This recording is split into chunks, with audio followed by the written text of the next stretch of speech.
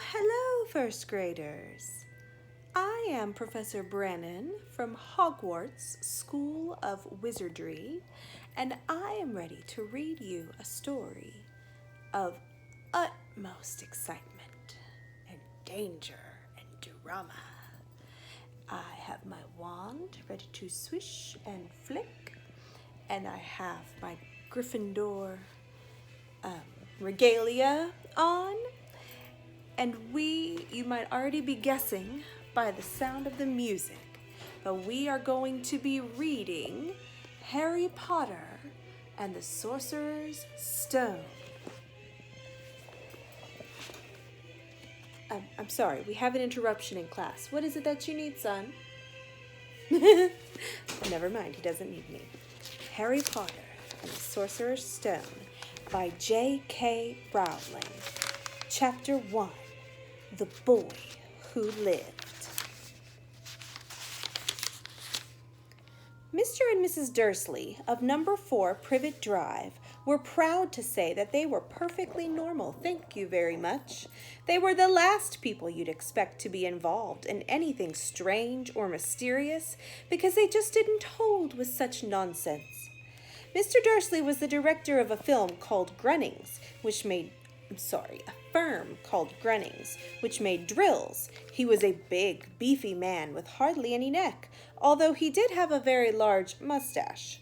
Mrs. Dursley was thin and blonde and had nearly twice the usual amount of neck, which came in very useful as she spent so much of her time craning over garden fences, spying on the neighbors. The Dursleys had a small son called Dudley, and in their opinion there was no finer boy anywhere. The Dursleys had everything they wanted, but they also had a secret, and their greatest fear was that somebody would discover it. They didn't think they could bear it if anyone found out about the Potters. Mrs. Potter was Mrs. Dursley's sister, but they hadn't met for several years. In fact, Mrs. Dursley pretended she didn't have a sister because her sister and her good-for-nothing husband were as un-Dursleyish as it was possible to be. The Dursleys shuddered to think what its neighbors would say if the Potters arrived in the street. The Dursleys knew that the Potters had a small son too, but they had never seen him. Thus, this boy had another good reason for keeping the Potters away. They didn't want Dudley mixing with a child like that. When Mr. and Mrs. Dursley woke up on the dull gray Tuesday our story starts, there was nothing about the cloudy sky outside to suggest that strange and mysterious things would soon be happening all over the country.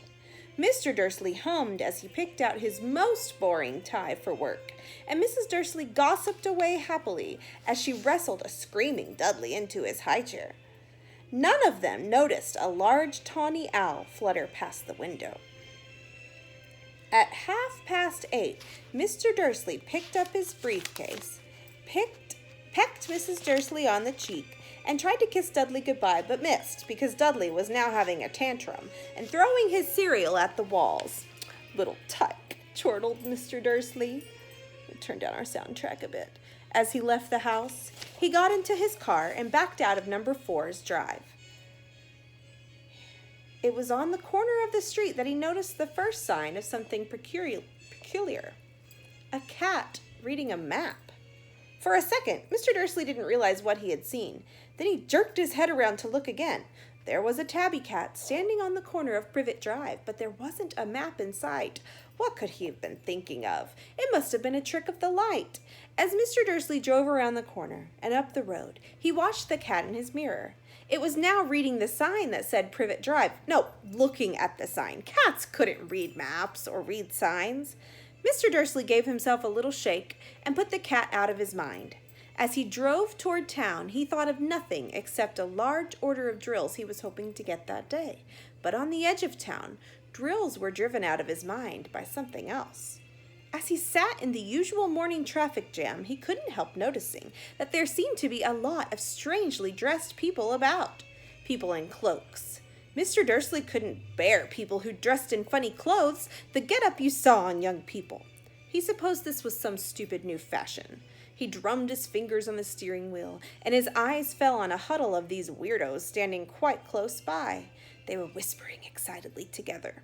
Mr. Dursley was enraged to see that a couple of them weren't young at all. Why, that man had to be older than he was, and wearing an emerald green cloak. Perhaps a cloak with a hood, like this.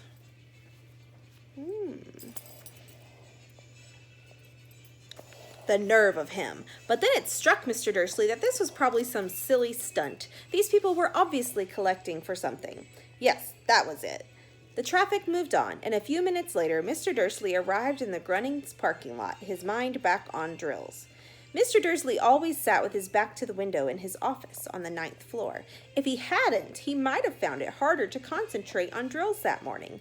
He didn't see the owls swooping past in broad daylight, though people down in the street did. They pointed and gazed open-mouthed as owl after owl sped overhead. Most of them had never seen an owl, even at nighttime. Mr. Dursley, however, had a perfectly normal owl-free morning. He yelled at 5 different people. He made several important telephone calls and shouted a bit more. He was in a very good mood until lunchtime, when he thought he'd stretch his legs and walk across the road to buy himself a bun from the bakery. He'd forgotten all about the people in cloaks until he passed a group of them next to the bakers. He eyed them angrily as he passed by. He didn't know why, but they made him uneasy. That means he felt a little strange about them. This bunch were whispering excitedly too, and he couldn't see a single collecting tin. It was on his way back past them, clutching a large donut in a bag, that he caught a few words of what they were saying. The Potters. That's right, that's what I heard. Yes, their son Harry. Mr. Dursley stopped dead. Fear flooded him. He looked back at the whisperers as if he wanted to say something to them, but thought better of it. He dashed back across the room, hurried up to his office, snapped at his secretary not to disturb him, seized his telephone, and had almost finished dialing his home number when he changed his mind.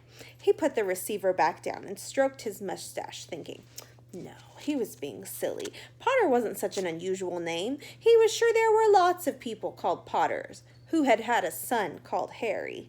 Come to think of it, he wasn't even sure his nephew was called Harry. He'd never seen the boy. It might have been Harvey or Harold. There was no point in worrying Mrs. Dursley. She always got so upset at any mention of her sister, and he didn't blame her. If he'd had a sister like that. But all the same, those people in their strange cloaks. He found it a lot harder to concentrate on drills that afternoon. When he left the building at 5 o'clock, he was still so worried that he walked straight into someone just outside the door. Sorry, he grunted, as the tiny old man stumbled and almost fell. It was a few seconds before Mr. Dursley realized that the man was wearing a violet cloak. He didn't seem at all upset at being almost knocked to the ground. On the contrary, his face split into a wide smile, and he said in a squeaky voice that made passers-by stare, "Don't be sorry, my dear sir, for nothing could upset me today. Rejoice, for you know who has gone at last. Even muggles like yourself should be celebrating this happy, happy day." And the old man hugged Mr. Dursley around the middle and walked off. Mr. Dursley stood rooted to the spot. He had been hugged by a complete stranger. He also thought he had been called a muggle, whatever that was. He was rattled. He hurried to his car and set off for home, hoping he was imagining things, which he had never hoped for before because he didn't approve of imagination. As he pulled into the driveway of number 4, the first thing he saw, and it didn't improve his mood, was the tabby cat he had spotted that morning. It was now sitting on his garden wall. He was sure it was the same one and had the same markings around its eyes. "Shoo!" said Mr. Dursley loudly. The cat didn't move. It just gave him a stern look. Was this normal cat behavior? Mr. Dursley wondered. Trying to pull himself together, he let himself into the house. He was still determined not to mention anything to his wife. Mrs. Dursley had had a nice, normal day. She told him over dinner all about Mrs. Next Door's problems with her daughter and how Dudley had learned a new word, won't. Mr. Dursley tried to act normally. When Dudley had been put to bed, he went into the living room in time to catch the last report of the evening news. And finally, bird watchers everywhere have reported that the nation's owls have been behaving very unusually today. Although owls normally hunt at night and are hardly ever seen in daylight, there have been hundreds of sightings of these birds flying in every direction since sunrise. Experts are unable to explain why the owls have suddenly changed their sleeping pattern. The newscaster allowed himself a grin. Most mysterious. And now, over to Jim McGuffin with the weather. Going to be any more showers of owls tonight, Jim? Well, Ted, said the weatherman, I don't know about that, but it's not only the owls that have been acting oddly today. Viewers as far apart as Kent, Yorkshire, and Dundee have been phoning in to tell me that instead of the rain I promised yesterday, they've had a downpour of shooting stars. Perhaps people have been celebrating bonfire night early. It's not until next week, folks, but I can promise a wet night tonight. Mr. Dursley sat frozen in his armchair. Shooting stars all over Britain? Owls flying by daylight, mysterious people in cloaks all over the place, and a whisper about the Potters? Mrs. Dursley came into the living room carrying 2 cups of tea.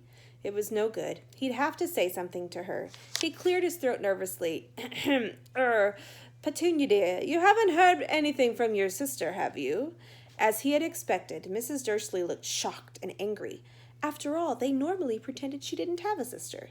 No, she said sharply. Why?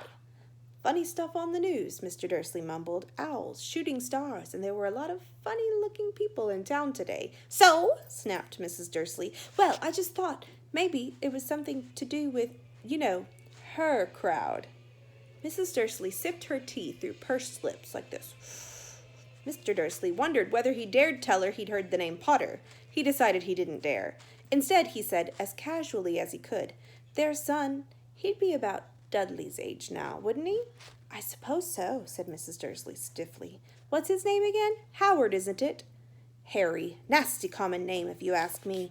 Oh, yes, said Mr. Dursley, his heart sinking horribly. Yes, I quite agree. He didn't say another word on the subject as they went down upstairs to bed. While Mrs. Dursley was in the bathroom, Mr. Dursley crept to the bedroom window and peered down into the front garden. The cat was there. It was staring down Privet Drive as though it were waiting for something. Was he imagining things? Could all this have anything to do with the Potters? If it did, if it got out that they were related to a pair of, he didn't think he could bear it. The Dursleys got into bed. Mrs. Dursley fell asleep quickly, but Mr. Dursley lay awake, turning it all over in his mind. His last comforting thought before he fell asleep was that even if the Potters were involved, there was no reason for them to come near him and Mrs. Dursley. The Potters knew very well that he and Petunia thought about them and their kind. He couldn't see how he and Petunia could get mixed up in anything that might be going on. He yawned and turned over. It couldn't affect them. Well, how very wrong he was. Mr. Dursley might have been drifting into an uneasy sleep, but the cat on the wall outside was showing no sign of sleepiness. It was sitting as still as a statue, its eyes fixed unblinkingly on the far corner of Privet Drive. What? You have to what? Okay. Excuse me. A professor has to go to the store at 4 o'clock, and he just wanted to tell me. Oh, to the school. I'm so sorry. He has to go to Hogwarts. And, let's see. A man appeared on the corner that the cat had been watching. Appeared so suddenly and silent, you'd have thought he'd just popped out of the ground. I think I skipped a paragraph. I'm so sorry. Mr. Dursley might have been drifting into an uneasy sleep, but the cat on the wall outside was showing no sign of sleepiness. It was sitting as still as a statue, its eyes fixed unblinkingly on the far corner of Privet Drive. It didn't so much as quiver, that means shake, when a car door slammed on the next street, not when 2 owls swooped overhead. In fact, it was nearly midnight before the cat moved at all. A man appeared on the corner the cat had been watching, appeared so suddenly and silently, you'd have thought he'd just popped out of the ground. The cat's tail twitched and its eyes narrowed. Nothing like this man had ever been seen on Privet Drive. He was tall, thin, and very old, judging by the silver of his hair and beard, which were both long enough to tuck into his belt. He was wearing long robes, a purple cloak that swept the ground, and high-heeled buckled boots. His blue eyes were light, bright, and sparkling, behind half-moon spectacles, and his nose was very long and crooked, as though it had been broken at least twice. This man's name was Albus Dumbledore. What a name. Albus Dumbledore didn't seem to realize that he had just arrived in a street where everything from his name to his boots was unwelcome. He was busy rummaging in his cloak, looking for something, but he did not seem to realize he was being watched, because he looked up suddenly at the cat, which was still staring at him from the other side of the street. For some reason, the sight of the cat seemed to amuse him. It means it made him laugh a little. He chuckled and muttered, I should have known. He found what he was looking for in his pocket. It looked like a silver cigarette lighter. He flicked it open, held it up in the air, and clicked it. It's like a lighter that you would use to light maybe a candle. The nearest street lamp went out with a little pop. He clicked it again. The next lamp went out with a little pop. He clicked it again. The next lamp flickered into darkness. 12 times he clicked the put-outer until the only lights left on the whole street were 2 tiny pinpricks in the distance, which were the eyes of the cat watching him. If anyone looked out of their window now, even beady-eyed Mrs. Dursley, they wouldn't be able to see anything that was happening down on the pavement. Dumbledore slipped the putter-outer back inside his cloak and set off down the street towards number 4, where he sat down on the wall next to the cat. He didn't look at it, but after a moment he spoke to it. Fancy seeing you here, Professor McGonagall.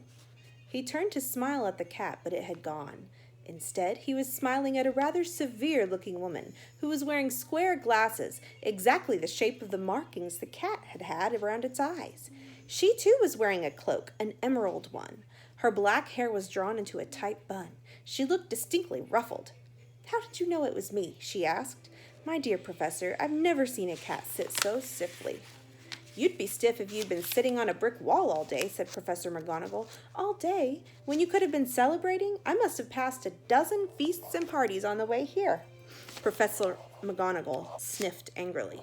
Oh, yes, everyone's celebrating. All right, she said impatiently. You'd think they'd be a bit more careful, but no. Even the Muggles have noticed something's going on. It was on their news. She jerked her head back at the Dursleys' dark living room window. I heard it. Flocks of owls. Shooting stars? Well, they're not completely stupid. They were bound to notice something. Shooting stars down in Kent? I'll bet that was Daedalus Diggle. He never had much sense. You can't blame them, said Dumbledore gently. We've had precious little to celebrate for 11 years. I know that, said Professor McGonagall irritably, but that's no reason to lose our heads. People are being downright careless. Out on the streets in broad daylight, not even dressed in Muggle clothes, sharing rumors. She threw a sharp sideways glance at Dumbledore here, as though hoping he was going to tell her something, but he didn't, so she went on. A fine thing it would be if, on the very day you-know-who seems to have disappeared at last, the Muggles found out about us all. I suppose he really has gone, Dumbledore? It certainly seems so, said Dumbledore. We have much to be thankful for. Would you care for a lemon drop? A what? A lemon drop. They're a kind of Muggle sweet candy I'm rather fond of. No, thank you, said Professor McGonagall coldly, as though she didn't think this moment was for lemon drops. As I say, even if you-know-who has gone. My dear Professor, surely a sensible person like yourself can call him by his name? All this you-know-who nonsense for 11 years, I have been trying to persuade people to call him by his proper name. Voldemort. Professor McGonagall flinched, but Dumbledore, who was unsticking 2 lemon drops, seemed not to notice. It all gets so confusing if we keep saying you-know-who. I have never seen any reason to be frightened of saying Voldemort's name. I know you haven't, said Professor McGonagall, sounding half exasperated and half admiring. But you're different. Everyone knows you're the only all right, Voldemort was frightened of. You flatter me, said Dumbledore calmly. Voldemort has powers. I've had powers I will never have. Only because you're too, noble to use them. It's lucky it's dark. I haven't blushed so much since Madame Pomfrey told me she liked my new earmuffs. Professor McGonagall shot a sharp look at Dumbledore and said, The owls are nothing next to the rumors that are flying around. Do you know what a rumor is? A rumor is like something that people are kind of saying behind everybody's back and nobody really knows if it's true or not. You know what everyone's saying? About why he's disappeared? About what finally stopped him? It seemed that Professor McGonagall had reached the point she was most anxious to discuss, the real reason she had been waiting on a cold, hard wall all day, for neither as a cat nor as a woman had she fixed Dumbledore with such a piercing stare as she did now. It was plain that whatever everyone was saying, she was not going to believe it until Dumbledore told her it was true. Dumbledore, however, was choosing another lemon drop and did not answer. What they're saying, she pressed on, is that last night Voldemort turned up in Godric's Hollow. He went to find the Potters. The rumor is that Lily and James Potter that they're dead. Dumbledore bowed his head sadly. Professor McGonagall gasped. Lily and James! Oh, I can't believe it. I didn't want to believe it. Oh, Albus! Dumbledore reached out and patted her on the shoulder. I know, he said heavily. Professor McGonagall's voice trembled as she went on. That's not all. They're saying he tried to kill the Potter's son, Harry, but he couldn't. He couldn't kill that little boy, and no one knows why or how, but they're saying that when he couldn't kill Harry Potter, Voldemort's power somehow broke, and that's why he's gone. Dumbledore nodded glumly. It's true, faltered Professor McGonagall. After all he's done, all the people he's killed, he couldn't kill a little boy. It's just astounding. Of all the things to stop him, but how in the name of heaven did Harry survive? We can only guess, said Dumbledore. We may never know. Professor McGonagall pulled out a lace handkerchief and dabbed at her eyes beneath her spectacles. Dumbledore gave a great sniff as he took a golden watch from his pocket and examined it. It was a very odd watch. It had 12 hands, but no numbers. Instead, little planets were moving around the edge. It must have made sense to Dumbledore, though, because he put it back in his pocket and said, Hagrid's late. I suppose it was he who told you I'd be here, by the way? Yes, said Professor McGonagall, and I don't suppose you're going to tell me why you're here, of all places. I've come to bring Harry to his aunt and uncle. They're the only family he has left now. You can't mean the people who live here, cried Professor McGonagall, jumping to her feet and pointing at number 4. Dumbledore, you can't. I've been watching them all day. You couldn't find 2 people who are less like us, and they've got this son. I saw him kicking his mother all the way up the street, screaming for candy. Harry Potter come and live here? It's the best place for him, said Dumbledore firmly. His aunt and uncle will be able to explain everything to him when he's older. I've written them a letter. A letter? Repeated Professor McGonagall faintly, sitting back down on the wall. Really, Dumbledore? You think you can explain all this in a letter? These people will never understand him. He'll be famous, a legend. I wouldn't be surprised if today was known as Harry Potter Day in the future. There will be books written about Harry. Every child in our world will know his name. I think they're right about that. Exactly, said Dumbledore, looking very seriously over the tops of his half-moon glasses. It would be enough to turn any boy's head. Famous before he can walk and talk. Famous for something he won't even remember. Can you see how much better off he'll be growing up away from all that until he's ready to take it?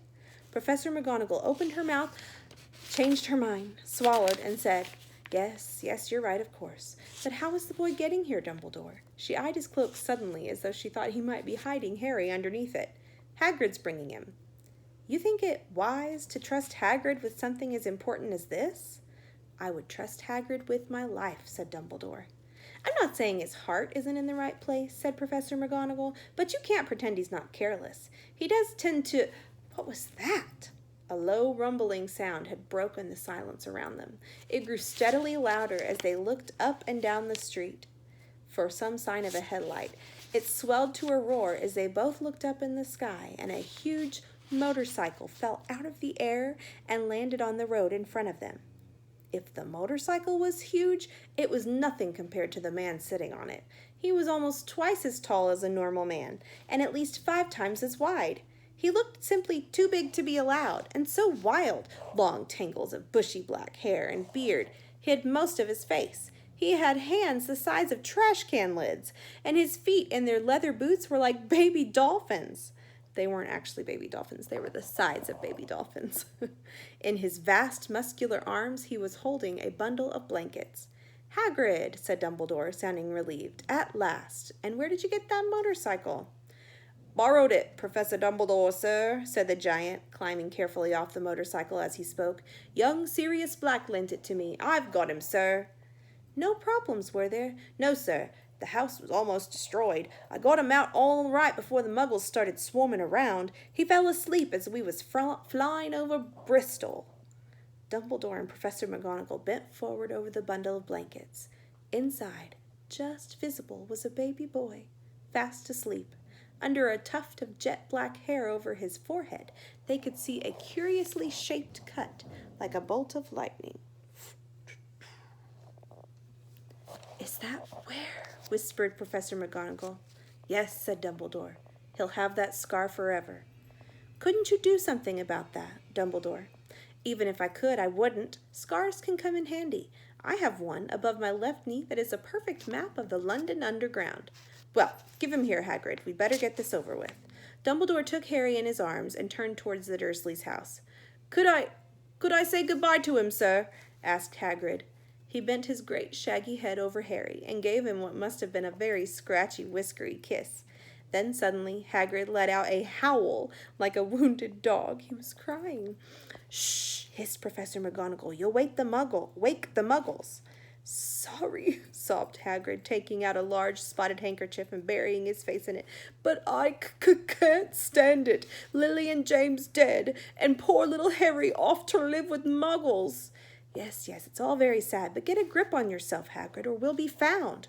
Professor McGonagall whispered, patting Hagrid gingerly on the arm as Dumbledore stepped over the low garden wall and walked to the front door. He laid Harry gently on the doorstep, took a letter out of his cloak, tucked it inside Harry's blankets, and then came back to the other two. For a full minute the three of them stood and looked at the little bundle. Hagrid's shoulders shook. Professor McGonagall blinked furiously, and the twinkling light that usually shone from Dumbledore's eyes seemed to have gone out. Well, said Dumbledore finally, that's that. We've no business staying here. We may as well go join the celebrations. Yeah, said Hagrid in a very muffled voice. I'll be taking Sirius's bag back. Good night, Professor McGonagall. Professor Dumbledore, sir. Wiping his streaming eyes on his jacket sleeve, Hagrid swung himself onto the motorcycle and kicked the engine into life. With a roar, it rose into the air and off into the night. I shall see you soon, I expect, Professor McGonagall, said Dumbledore, nodding to her. Professor McGonagall blew her nose in reply. Dumbledore turned and walked back down the street. On the corner he stopped and took out the silver put-outer. He clicked it once, and 12 balls of light sped back to their street lamps, so that Privet Drive glowed suddenly orange, and he could make out a tabby cat slinking around the corner of the end of the street. He could just see the bundle of blankets on the step of number 4. Good luck, Harry, he murmured. He turned on his heel, and with a swish of his cloak, he was gone. A breeze ruffled the neat hedges of Privet Drive, which lay silent and tidy under the inky black sky, the very last place you would expect astonishing things to happen. Harry Potter rolled over inside his blankets without waking up.